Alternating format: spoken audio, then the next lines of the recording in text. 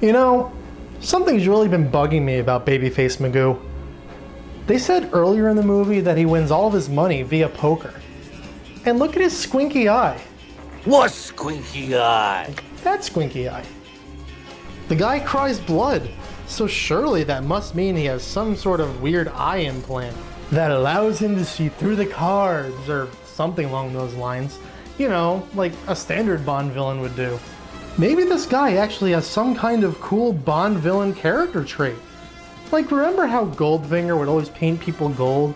Or how Renard couldn't feel pain? Or how Jaws had metal teeth? Maybe this guy has X-ray vision to see through the cards. You know, that'd be pretty cool. It's the tale that James was right. Nope, I was wrong. So let me get this straight. Here we have a Bond villain who has a weird eye and cries blood. Because it's his tell? That's it? No trickery at all. Bullshit. So how does he win his money to fund terrorism, you might ask? By playing fairly. Of course! Ah! The fuck was that? So do you guys see the problem here? We have a Bond villain who doesn't want to take over the world, who plays fairly, and again, who doesn't use gadgets or any other tricks, and only cries blood because it's his tell? Hell, I had an easier time believing number 2 in Austin Powers as a Bond villain, and he's supposed to be a parody of these people. Fuck you, Babyface Magoo. So the game gets heated and Bond loses all of his chips in one hand. James Bond! So anyway, back to the movie. God, I can't wait for this to be over. Vodka martini. Oh, there's no way they can mess this up. Vodka martini. Shaken or stirred? Do I look like I give a damn? I hate this movie. Funny game, right? Sorry, I should have introduced myself, seeing as we're related. Felix Leiter. Stop! Move it back. Felix Leiter, a brother from Langley. Felix Leiter. You expect me to believe that you are Felix Leiter? One of these things is not like the others. I rest my case. So back to poker. Again. As it turns out, not Felix lends Bond some chips so that he can keep playing. But uh-oh, Babyface Magoo played a trick on Bond, and now he's gonna die. God, I can't wait. James Bond! He goes to his car, opens his glove box, and pulls out what looks like a ColecoVision to help start up his heart. That's right, folks, a portable defibrillator. This is the closest thing we get to a gadget throughout the entire movie. Enjoy.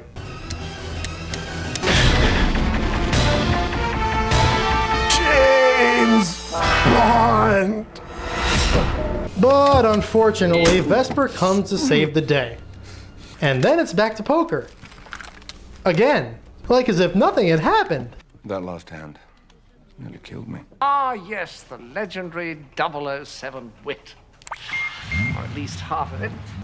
Screw this. I'm getting bored. Let's just get to the end of the game. Everyone goes all in. Gannon, Sexual Chocolate are knocked out. And Bond beats Babyface Magoo with an impossible straight flush. And thank God we are finally done with poker. So we just spent over half an hour watching people play cards. James Bond! Fuck it. So there's more useless talking, yada yada yada, and then gasp! Vesper's in trouble! So what does Bond do? He finally gets in his Aston Martin and gives chase. Oh man, one of the main action set pieces you always look forward to in every James Bond movie, the car chase! Let's do this!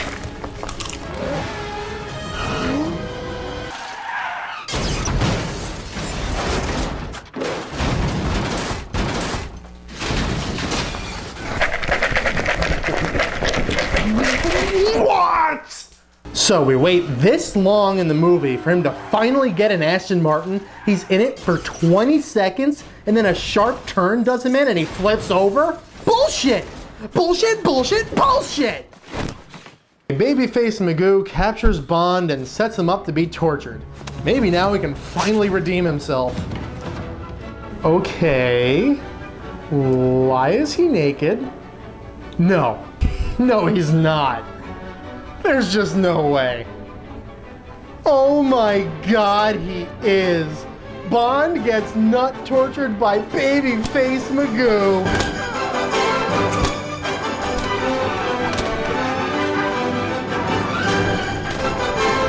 So how is Bond gonna get out of this one? Why, Babyface Magoo is killed off screen, of course, by a guy we haven't seen since the beginning of the movie, and not by Bond himself. No, not doing it. Doctor! I'm so cold. We need more blankets. We need more blankets! Doctor! I'm so hot. I think he has too many blankets. Fewer blankets! I'm hot and cold at the same time. He needs more blankets and he needs less blankets. I'm afraid you're right. So Bond recovers and falls in love with Vesper for God knows what reason. And after all he's been through, Bond decides to quit MI6, while in the Italian Riviera's most impossible Wi-Fi hotspot, just so he could spend his life with Vesper. Seriously, how long has he known this woman? Like a week? Sure, she's a looker, but she's kind of a bitch and she's really not worth throwing your entire career away for. Can you believe the balls on this guy? Oh. So of course she betrays Bond instantly. Bond finds out and gets all pissy and starts to chase after her. He eventually catches up to her and is spotted within seconds. Some spy, huh folks? So we get a standard gunfight where Bond ends up sinking a building. You heard that right, folks. Bond sinks a building. You know, this would be the prime opportunity for some quirky Bond one-liners, wouldn't it? Have a nice trip. She must have a crush on you. And shocking. All right. That's more than enough stupid one-liners. I apologize.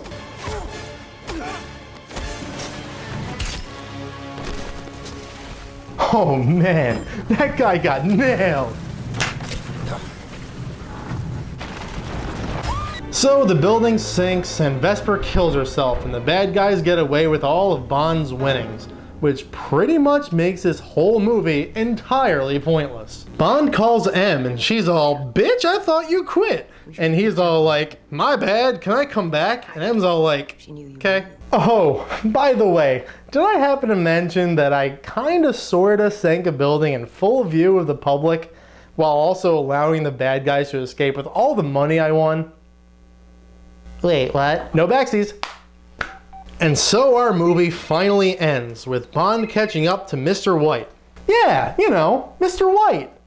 The actual main villain that we've only seen maybe twice up until now. That guy. Bond shoots the guy in his very obvious knee pads, and then we close out with Bond uttering his classic line. The name's Bond. James Bond. This movie flat out sucks. It's uninteresting, uninspired, and disregarding the fact that it's a bad Bond movie, it's not even passable as a decent action flick. Does anybody out there really buy this guy as James Bond? I mean, really, do you? Let me put it this way.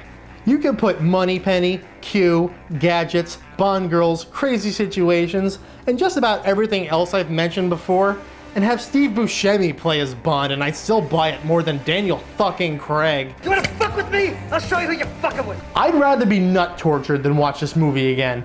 I'd said it once and I'll say it again. Daniel Craig, you suck. Do I look like I give a damn? Of course you don't. What else was I expecting?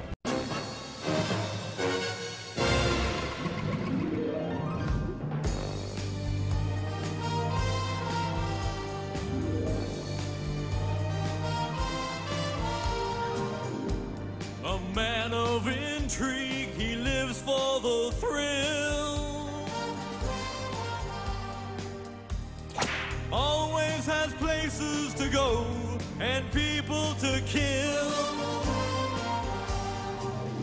Danger is the game he plays, and he holds every card. 'Cause if you wanna win, you gotta spy hard.